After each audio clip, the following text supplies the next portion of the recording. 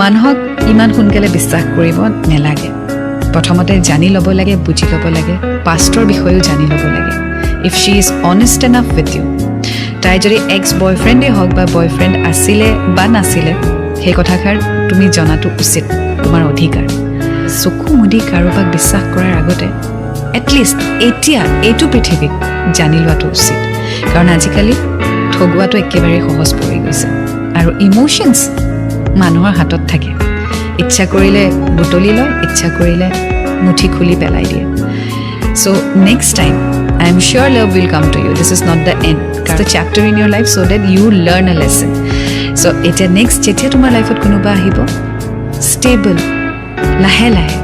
খৰধৰ কৈ নহয় জানি বুজি সময় লৈ ৰিলেশ্যনশ্বিপত সোমাবা and I wish you all the best